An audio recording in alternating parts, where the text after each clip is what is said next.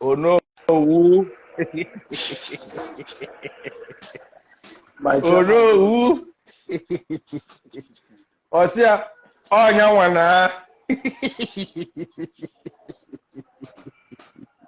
Osia onya wana. Deka. Oh no. Can you go first question first of all? First question ngadilu. Umuaja ga-atakwa gị amụsụ, ụmụaja ga-atakwa gị wincho. Ị na-afụ ha na nlọ. Enweghị ihe ọnụ agwọ ga-emeli okpokoro mbe na enweghị ihe ezi agwọ ga-emeli okpokoro mbe. Ezi agwọ dị ntakịrị bụ okpokoro mbe nọ. Ihe niile a na-akụ nkwe n'ihe ọ na-emesa mmadụ na ọwụta ka a kọwara m ọnụ right from mgbe m na-aga primary school. Ekwuela okwu ọjọọ banyere m, so all these things they have feeling na na-ekwu ọ na-emesa m n'ahụ. I'm masị onye na-alaike m pụọ na peji Yes. Pụọ na peji m. Anyị iwewe gị iwewe nyanwa ekwu onye ha iwewekwa anụ gị nwa ekwukwakwa ya dị senta. Iwewe mụ m ga-abụcha ihe m ala ọkọ ya onye bụ nke mụ iwe mụ a ga-eji dị very bad because m kụọ ya ihe m ga-ala ọkụ ya onye nọdụ ya. Hey, more on a serious note, Umaja man they happy with you. Okay, ma, I know. And he said, but it's not my business. It's not my business. You enjoy now. We gomji lazy woman. Okay. My brother and my cousin and I go mother. So said by see you. So in the who in one mother na money a at least come on because I forgot one that thought seem fine guy. Oh, I like this guy. No, me when we got no damage, with all these things in the online, I put him in a town about the grace of God. Oh, yes. Grace of God. Oh, yes. And the grace of God plus na mam Muslim of man. In as much as how toxic I look, I am toxic. I want that kind of person. No matter what you sharp to be, you know, like a good mother, when a girl in or if not this girl woman. Nothing I'm Korean here. I won't become mother. Or I can't name me as one for any why when you map of the buffalo. A chum problem. Oh, yes, oh, yes. Like I guy I gonna assist this guy or another attack this guy attack you on me for this young for this young eh come on because I gonna ask this guy another because come go eziokwu ihe anyị na-ekwu ama nchukwa ha ọsọ ọma nchukwa ha ọsọ grace of God ya nwoke bụziri ma ọfụma lee no black skin ị na-ahụ na brown skin or brown skin ana m achọ ọcha na ọwụ ụmụ nwaanyị ịnidiri igwe makwa nna afọ na comment section ka ha na-alachi ile ha na-enyo were nụ nwayọ ihe abụọ n'owu of Lagos ọnụ ya adịrọ mma ọ bụ na ide eme ọfụma bụrụ ezigbo nwa chapụrụ achapụ nọrọ ofu kwere onwe gị ugwu bụrụ ọ bụ na ebu nwa minimum wage akwa ma minimum wage gị na like ịda like ndị gbara m transfer elegwara na-agba transfer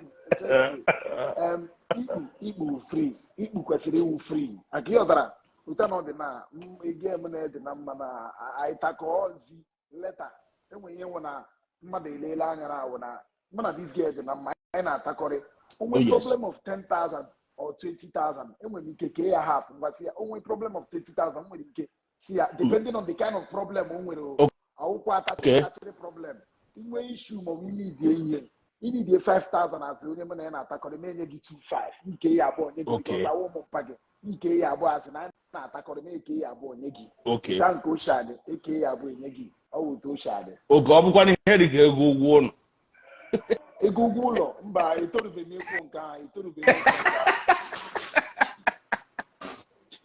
so gịnị amaghị ha bụrụ ego ụgwọ ụlọ mba ọ ga-agwali onwe nwaanyị m na-emekọ ihe ugbo aga guys na-aba mba n'ọtụ ụmụ nwaanyị abakwa mba n'ọtụ awụrọ fri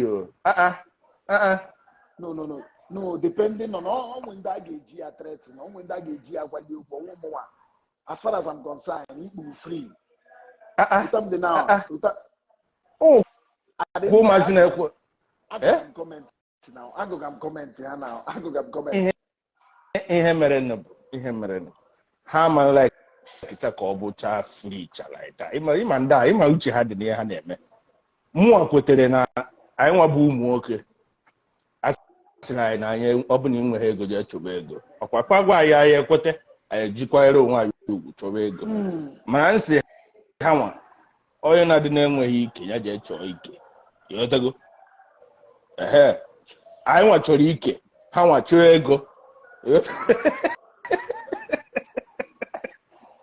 So ebiri m na ọ ghara ekwilibrum. Ịghọtago? Onye jide ego, ịghọtago, ọ chọọ ike. Onye jidekwa n'ezigbo ego ị na-enweghị ike pụta n'ụzọ ka ndị nwee ike. Ịghọtago? So onye na-enwekwa n'ego pụta na ndị nwere ike bụrụ ndị obere a bụrụ ndị obere ike a iwe onye dere no, excuse me, onye dere no, Omani 27 Igbo can never be free. Let yours be free. Speak for your sister. I don't understand. What is the meaning of him not just some people sometimes. What is the meaning of sex? My brother, the meaning of sex. I don't understand. I got call you off, man. The meaning of sex, I know we have. Normal level. Even from statistics, I've made a research. I don't know that I can't go research. I'm not going to Nene onya ka iji nwa ekwu. Onya ka iji nwa ekwu. If ọ na ime ebe ọfụma ebe a bịa palo 4 years ka anyị na-eje na statistics ime ebe a alone ajụgo m ha several times. Amụ ka o ego asị gị ego. O jidecha ego esi o jidekwa oke o nwekwa na ego ma ọ ma ha ala gị ọfụma. Ifu na ọ ga-ajụkwakwa again. Ha chọrọ ego chọkwakwa amụ. Ifu the problem. Ha chọrọ ego chọrọkwa amụ. It's totally unacceptable now. All the devastating now. Okay. Now. Now for that week itself, I'm going to make money week erection. I got to make name which are feelings.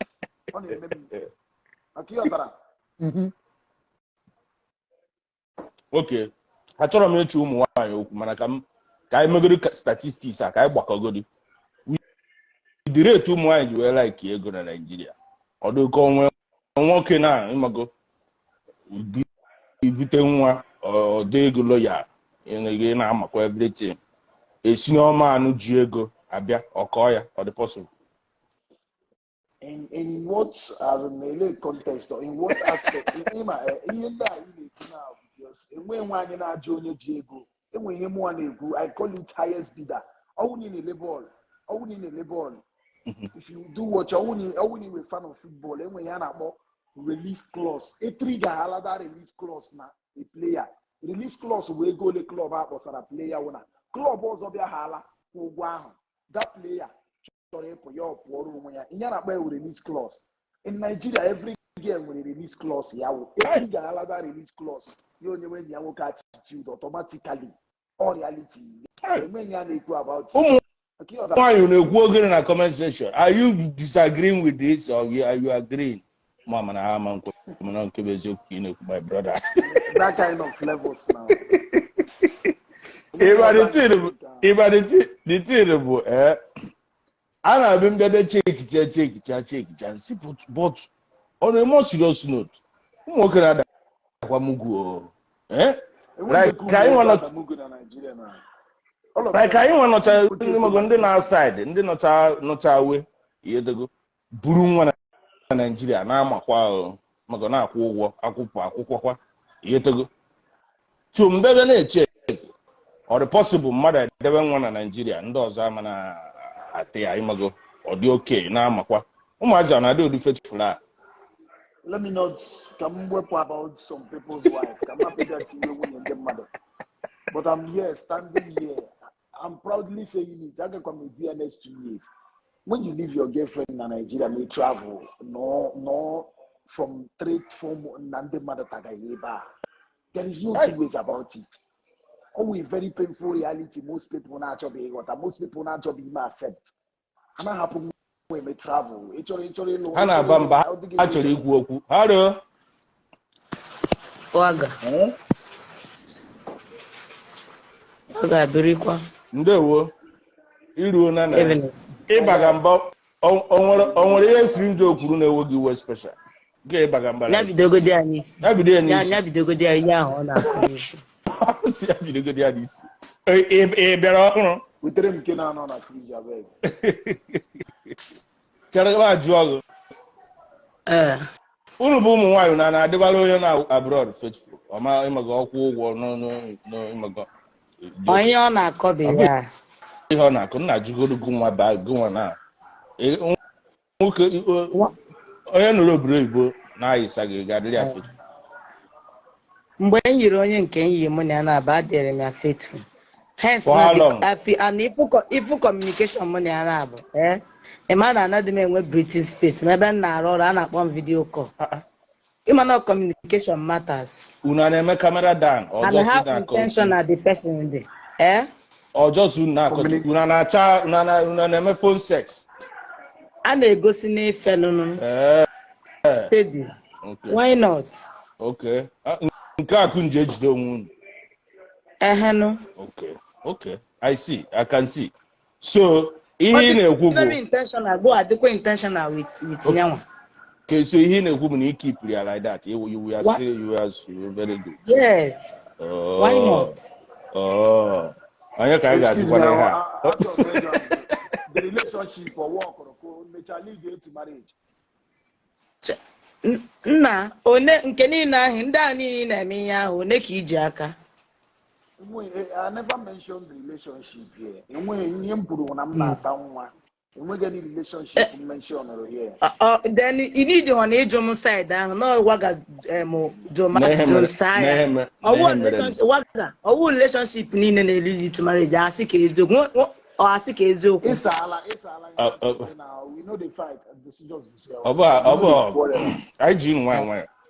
Mana ihe Jomo sincere answer ka nye gị. And between onye mụ na ya na-abụ nọ then because mgbe ahụ mma sị nọ mụ na I was taking care of my grandma. So 24/7 anọ m n'ụlọ. Ụmụnne nwaanyị abụrụ onye ihe arapụ lepụ. Zere na njọ ọlụ jeche bata. And onye a wee mụ na na-eme call, video call every now and then because ọ na-asọ the phone 24/7. Ọ na-ama. So mana ka njọ throughout gịnị ayịrị how long ka gịnị ayịrị ha? Or 2 years. A year. And so yeah. So nne na ya anya ọfụma. A year ịtahụ. Na ana m anyị na-ata nke phone na o juru anyị afọ.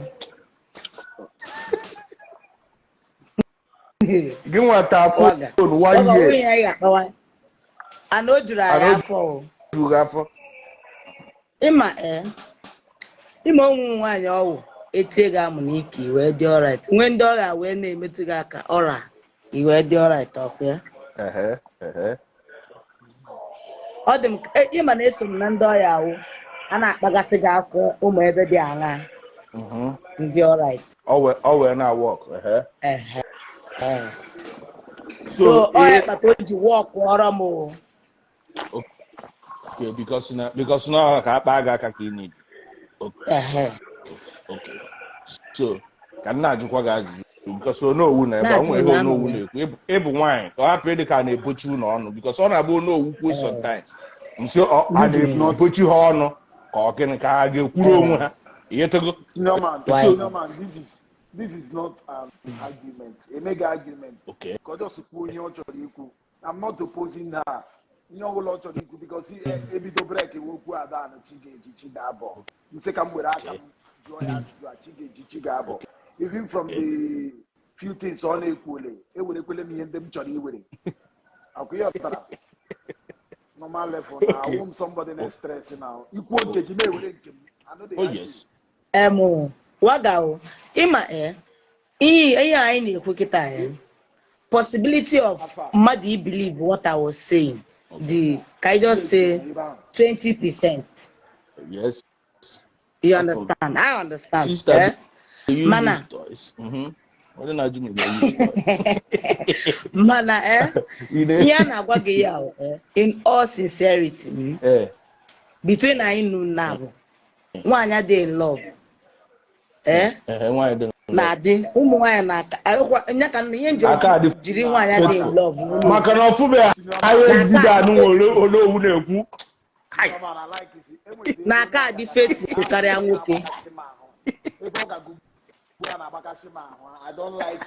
ha fugoro onye ahụ nwa ya ata problem ya. Cool down. Ọ bụrụ ịta nwa bụ problem ya. Ọ na-arụtụ aka nwere ihe ọ na-ekwu. Ebe nwatakịrị na-arụtụ o nwere ihe ọ na-ekwu. Gịnị bụ ya ahụ na-ekwu? Ihe ọ na-ekwu okwu ya bụ maka highest bidder. Adụmụ ama maka highest bidder. Yes. Highest bidder. Nwere ike fụrụ mmadụ na-eme fụ onye ya na ya nọ na-emeri ezigbo ihe niile adịcha mma.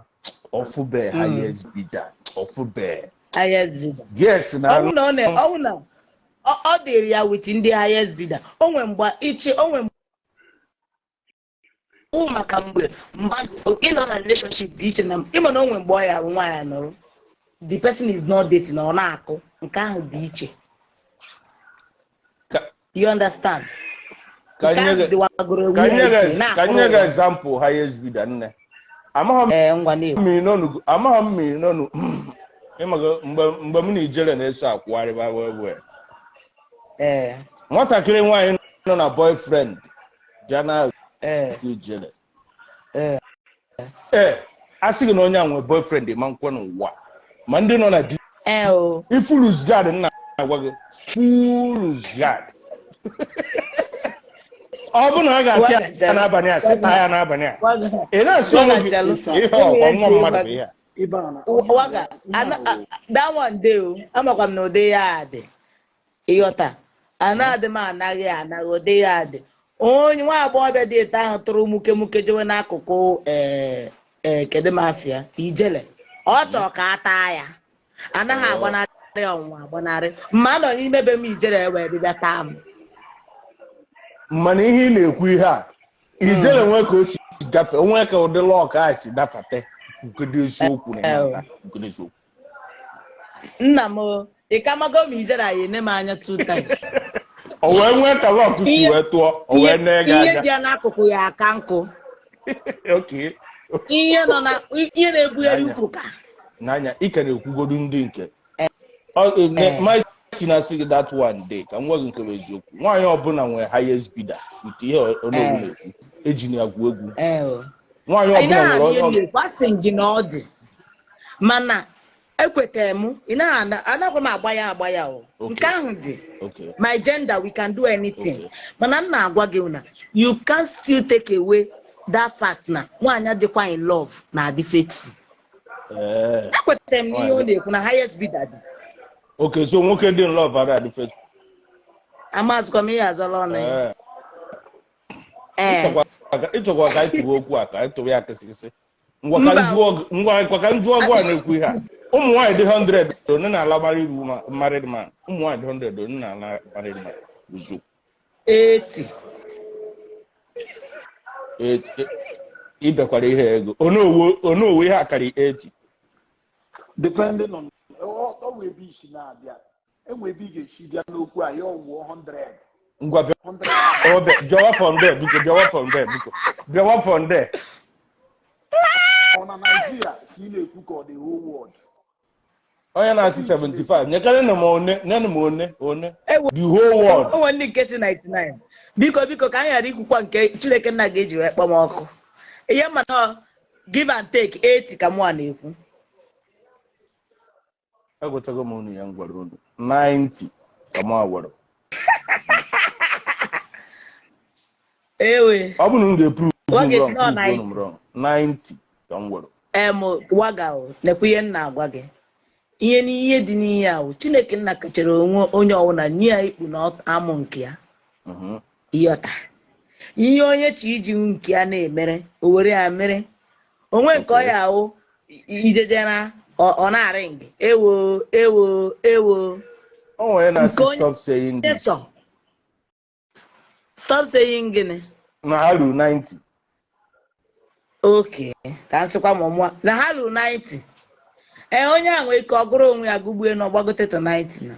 Nna biko one ka unu dị kwuo n'eziokwu ka mmarụ one ka unu Waga mụ akwuru nke ekwu m nke just I'm just being eji m logic wee na-ekwu ya. Onye ọ na-azọziara onwe ya. I'm just saying no 80% nwere ike ị na-eme ya. 20 ndị nke ọzọ onye ọ na chi amazikwa. one ka ọ dị gị ka ọ dị one ka ọ dị ka ndị a na Nigeria ka anyị were Nigeria Lagos anyị were Nigeria single girls na-ata married man single ọ bụrụ hapụgoro ndị married ndị nke a level 2 the single girls young girls young sharp girl now Nigeria now girls not a married men now. All one girls the 100 like Carboni 90 or 93. Not a married men. Now. When you on.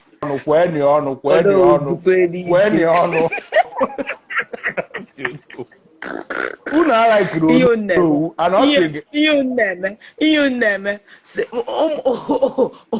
Ụmụ mmadụ ka a na-ekwu ya. Mba mana kwuo n'eziokwu mana mana waga no ka I just be optimistic about it 80% at least I can watch when good girls waga good girl na tamari man good girl o man the only thing now I water ka mbugo onye ndana agụrụ now we get 5% of utam si 93 now we get 5% ha amaghị na ndị ha taga married men akiyotara. But that one day, yes. Because men demean normally. Yes. Well, we work it a country for akpo. I make increase 120. Men is booming. So many of those girls now, as a small amagina hataga married men. Some of them amana hataga married men. But other than 990 magoniya amiga. Good to see you. You're welcome. Good evening, everyone. Yeah. Evening there. Because ka hapụ dị ka na-ebutu ụmụ nwanyị ọnụ. One ka ha ga-adịnwu na like ụmụ nwanyị one na-atamarị me mago. One. Ka ihe ọjọọ si ugbo egodi ya magodo ọnụ ọga. Anyị mara. Ima waga. No, before, I can be able to tell you, I can be able to tell you now, I'm going to 70, but waketa, waga. I trust no one, no. Trust no one. So, see what you're 95. 95. A lot of things, man. And what's part to know highly comfortable, meditate. Emezia all nwoke na-cheat ụmụ nwoke ada n'ofu ebe ụmụ nwoke mere nke a ụmụ nwoke mee nke ọzọ mana ọnụ a busy ata men ga ata senior men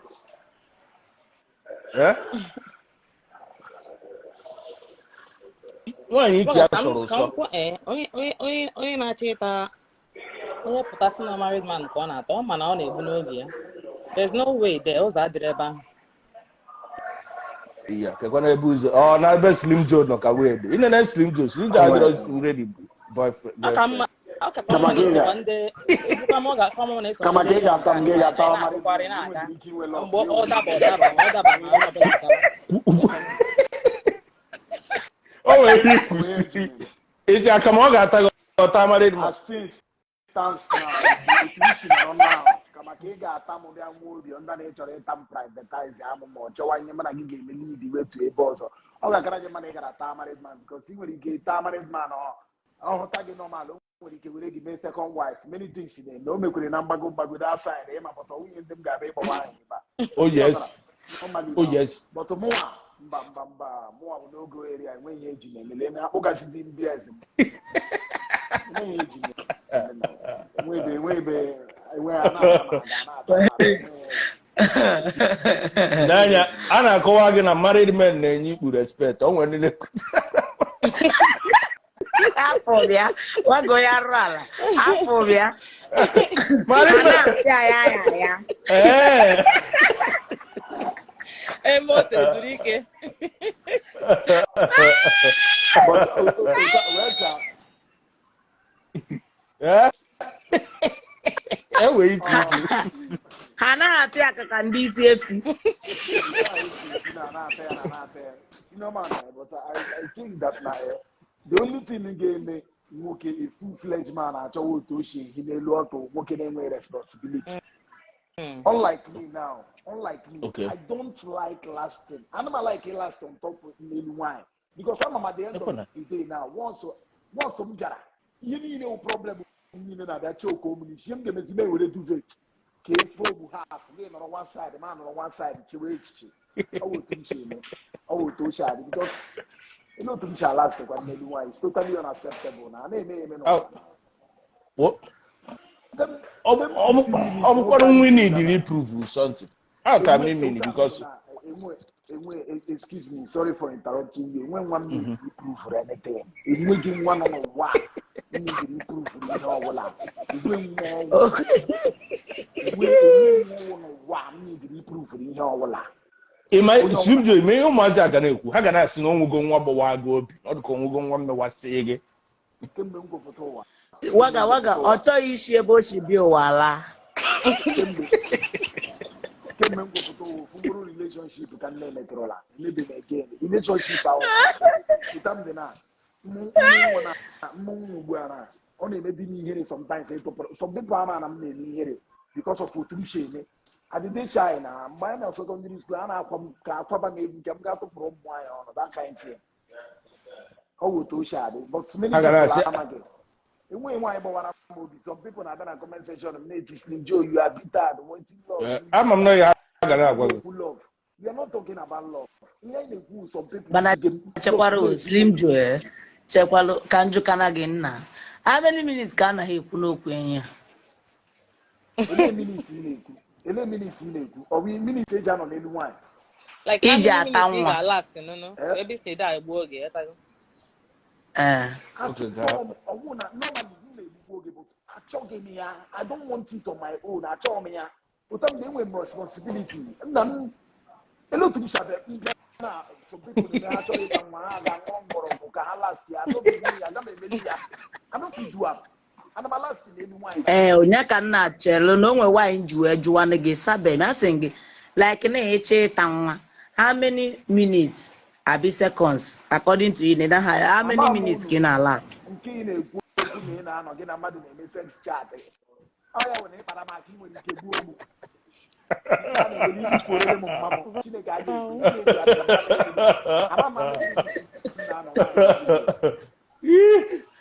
Because onwe nwaanyị ji wee chee ịgwa gị ya chelụ onwe nwaanyị ji wee chee nji ajụrụ gị ya mana ị chọghị izi ya aza o nwere ndị na-asị as the spirit direct oge mana ihe na-asị ịgwa ya wụna Onye gị na 2 onwe minutes ndị nye 2 minutes. maka onwe ndị ọya wụ bụ ife ihe eji kpagide aka kpacha aka ịma braụzụ chaa gagasị ụmụ ebe efugasị wee baa onwe ike like give and take 10 minutes ihe niile atọ ụtọ tọruo n'isi mana ndị a na-anọ 2 hours 1 hour 40 onwe tukwu ụtọ na-adị n'ime ọkwa ọtọ m ụfụ ka ọ ya endiziti onye kpata nji wee jụwa ya I don't understand because OPP my chairman ịmana ọsọ ga-ekwu 10 million n'elu nwa ihe gwụrụ that first comment that first bịa ọ ya ụgwọ niile kwụrụ so ihe ọbụla na-emeji after first round ozi ka akọjiri mụ ọsọ sometimes ọ na-eme mmecha ụmụ otu m si mee ala first round ma asa ahụ n'ọrụ onwe m anaghị m achọ ege because after first round ịchọgazi otu isi eprovuru nwaanyị na ị nwere ike na-ewu posta ọwụ ụmụ nwa na eme ihe ndị ahụ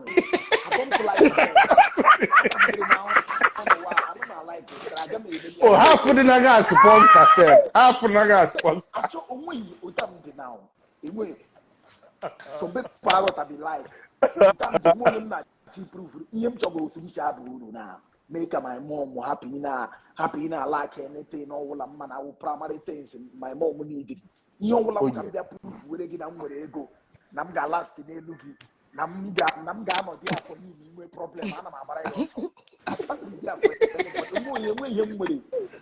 ọkwa nke ka alasị ya ka mmadụ ji eje ahụ nọnsens nwa onye ga-efe elu iba gị nwa ma ọsọ mụmụ mana nye ka nna agwa waga mana ihe nna agwa gị ọkwa ifo oke ịnọ n'elu nwaanyị a ịma na o nwere ka eje mee ụta pụọ ọ na-afụzi ụfụ.